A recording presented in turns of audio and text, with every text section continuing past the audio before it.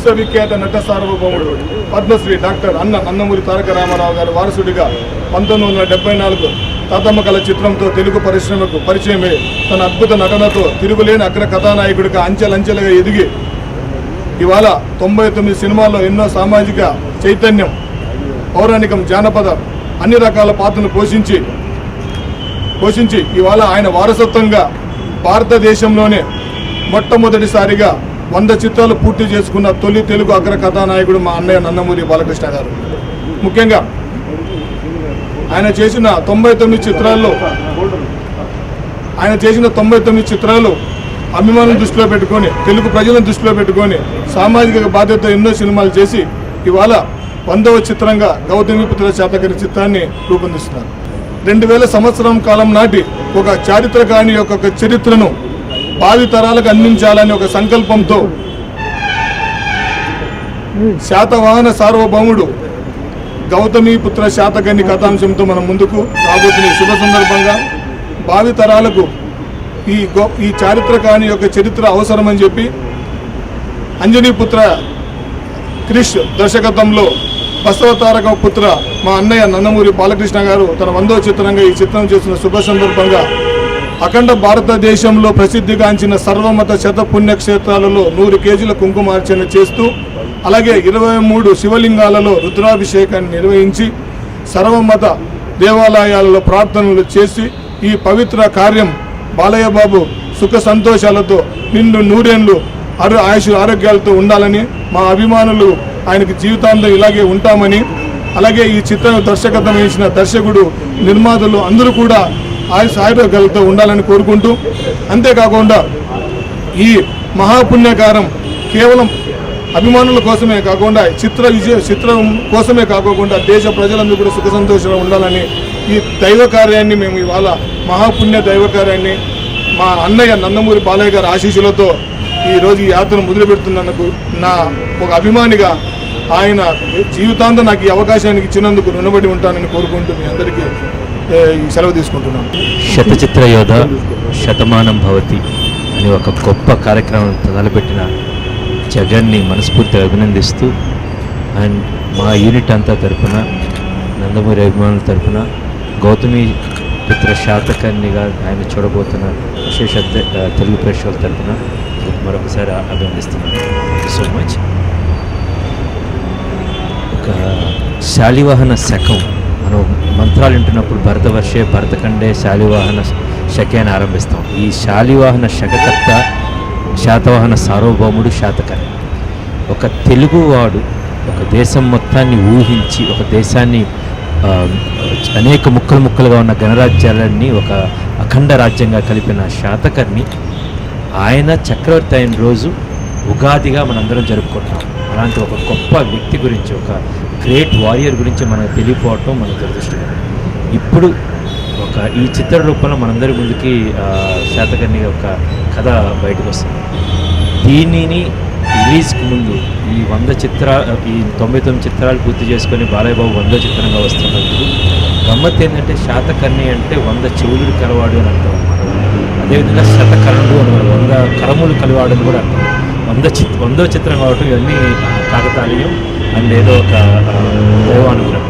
ఇలాంటి టైంలో 100 పుణ్యక్షేత్రాలకి శతచిత్ర యోధ శతమానం భవతి అని ఒక అద్భుతమైన ప్రోగ్రామ్ని చేస్తున్న జగన్కి ఇప్పుడు ఈయన శాతకర్ణి దేశాన్ని మొత్తాన్ని ఒక ఐక్యం చేసి అంత దేశమంతా పరిపాలించాడు. ఇక్కడ అనేక గుళ్ళకి, ఇక్కడున్న మసీదులు కావచ్చు, చర్చిలు కావచ్చు, బౌద్ధరాములు కావచ్చు, తిరిగి ఈ చిత్ర విజయానికి ద సేమ్ టైం శాతకర్ణి యొక్క స్పిరిట్ని మొత్తాన్ని తీసుకెళ్ళడానికి కృషి చేస్తున్నాడు.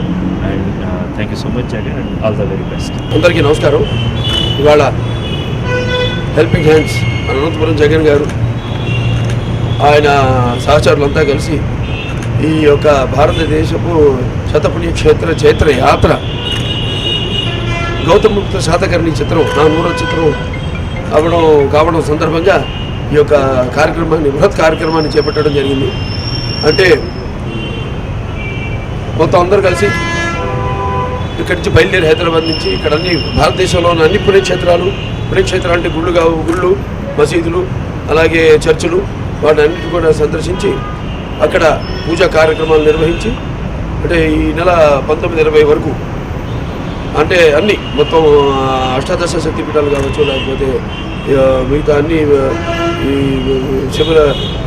శైవ క్షేత్రాలు కావచ్చు, అలాగే స్వామి వెంకటేశ్వర స్వామి క్షేత్రాలు కావచ్చు, ఆ అందరి అంశాల యొక్క పుణ్యక్షేత్రాలన్నింటినీ కూడా దర్శించి 19-20కి పూర్తి చేసుకుని ఇక్కడ తిరిగి వచ్చి మళ్ళీ ఇక్కడ ఈ మన తెలుగు రాష్ట్రాలైన ఈ ఆంధ్ర తెలంగాణ రాష్ట్రాల్లో ఉన్న పుణ్యక్షేత్రాలన్నింటినీ కూడా దర్శించి మన చిత్రం ఆడియో ఫంక్షన్ రోజున వాటి కార్యక్రమాన్ని పుణ్య కార్యక్రమాన్ని పూర్తి చేసుకుంటారు.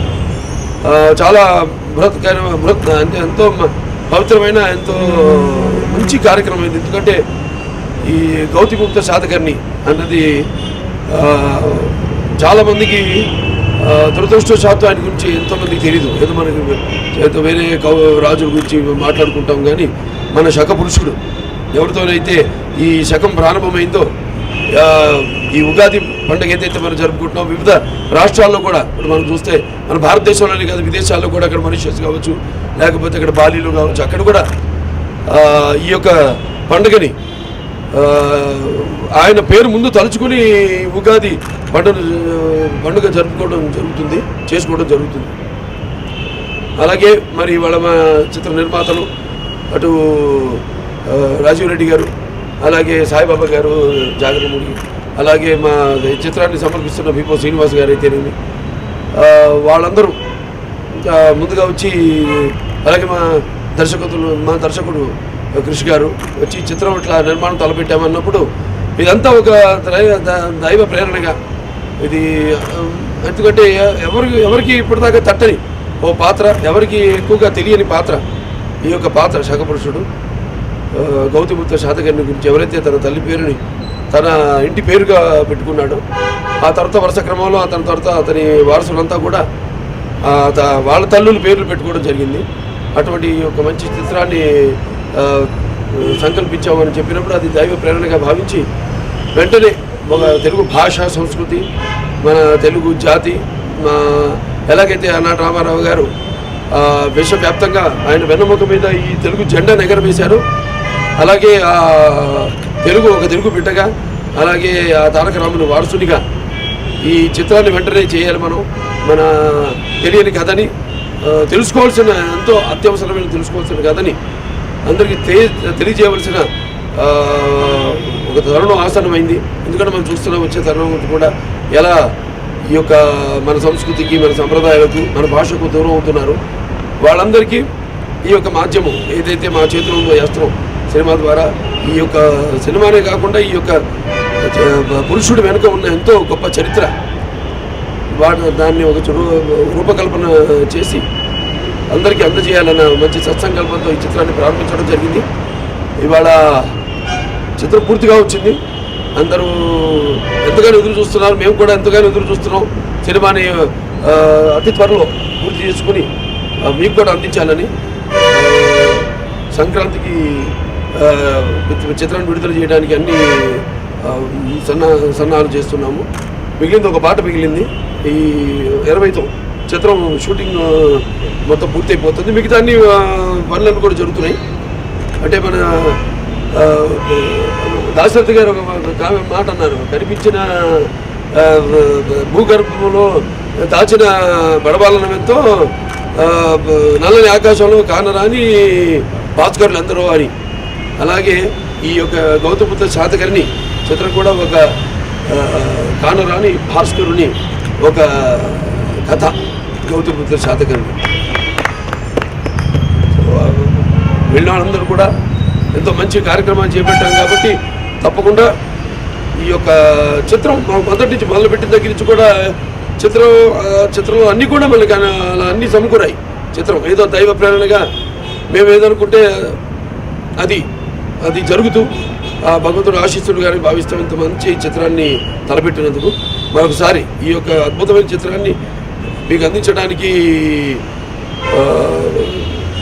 అంటే బిహైండ్ ద స్క్రీన్ కారకులైన మా నిర్మాతలు సాయిబాబా గారికి, జాగరముడి సాయిబాబా గారికి, అలాగే రాజీవ్ రెడ్డి గారికి, అలాగే ఈ చిత్రాన్ని సమర్పిస్తున్న బిపో శ్రీనివాస్ గారికి, అలాగే మా చిత్ర దర్శకులు కృష్ గారికి ఈ సందర్భంగా నా అభినందనలు తెలియజేసుకుంటూ, అలాగే ఈ చిత్రం ఏదైతే మీరు ఊహించుకుంటున్నారో చిత్రం అంటే ఇది ఒక తెలియని కథ కాబట్టి మీ ఊహల్ని మించి ఉంటుంది ఈ చిత్రం. ఎందుకంటే ఎంతోమంది వచ్చారు చరిత్రకారులు, అందరినీ రికార్డ్ చేశారు. శేషదేవరాయలను, లేకపోతే అశోకుడను, చంద్రగుప్తుడను ఇవన్నీ చేస్తున్నారు. కానీ మన దురదృష్టం నేను చెప్పినట్టు ఈయన గురించి చాలా తక్కువ తెలుసు మనకి. అటువంటిది ఎంతోమందిని సలహాలు తీసుకుని, ఎందుకంటే ఎంతోమంది అనుభజ్ఞులు మొన్న ఆయన కాలం చేశారు. ఆయన శాస్త్రి గారు, ఆయన పరబ్రహ్మ శాస్త్రి గారు ఆయన పరమపదించారు. ఆయన మొన్ననే 2-3 నెలల క్రితం ఆయన మొదటి శాతమానం తెలుగు వారు అని రుజువు చేసింది ఆయన. అలాగే ఆయన రుద్రమదేవి మీద కూడా ఎన్నో రీసెర్చ్లు చేయడం జరిగింది. అలాగే ఎంతోమంది అలాంటి పండితులు అన్ని డిపార్ట్మెంట్స్ నుంచి, ఆర్కియాలజీ కానివ్వండి, ఆర్కైవ్స్, వాళ్ళందరినీ కూడా వాళ్ళందరి సలహాల మేరకు ఈ సినిమా నుంచో చక్కగా మీకు అందించాలన్న మా ఈ యొక్క ప్రయత్నాన్ని తప్పకుండా భగవంతుడు ఆశీస్సులు ఉంటాయని, చిత్రం మీరు అనుకుంటున్న రేంజ్కి, మీరు ఏదైతే ఊహించుకుంటున్నారో రేంజ్కి తప్పకుండా ఉంటుందని ఈ సందర్భంగా తెలియజేసుకుంటూ సెలవు తీసుకుంటున్నాను. ఈ యొక్క కార్యక్రమానికి రథసారథి అయిన అనంతపురం జగన్ గారికి నా అభినందనలు తెలియజేసుకుంటున్నాను. ఈ కార్యక్రమమే కాదు, అది ఎటువంటి కార్యక్రమం అయినా ఎన్పికే హెల్పింగ్ హ్యాండ్స్ అని పేరుతో, ఆ స్వచ్ఛందమైన సంస్థ పేరుతో వాళ్ళు సొంతంగా డబ్బులు వేసుకుని ఎవరి దగ్గర నుంచి విరాళాలు స్వచ్ఛందంగా ఇచ్చేవాళ్ళు. అంతే తప్పితే వాళ్ళు చేస్తున్న కార్యక్రమాలతో వాళ్ళకి ఒక ప్రత్యేకమైన గుర్తింపు వాళ్ళు ఆపాదించుకున్నారు. అందరు ముందుకు వస్తున్నారు ఆయనకి విరాళాలు ఇవ్వడానికి, మంచి సాంఘిక కార్యక్రమాలన్నింటిలో వాళ్ళు కూడా పాల్పంచుకోవడానికి. సో చదువు రాని వాడికి చదువు చెప్పించడం, అలా ఆర్థికంగా, అలాగే పుస్తకాల పంపిణీ అయితేనేమి, అలాగే ఈ యొక్క హెల్త్ శిబిరాలు, ఆరోగ్య శిబిరాలు పెట్టడం అయితేనేమి, ఇలా ఎన్నో కార్యక్రమాలు.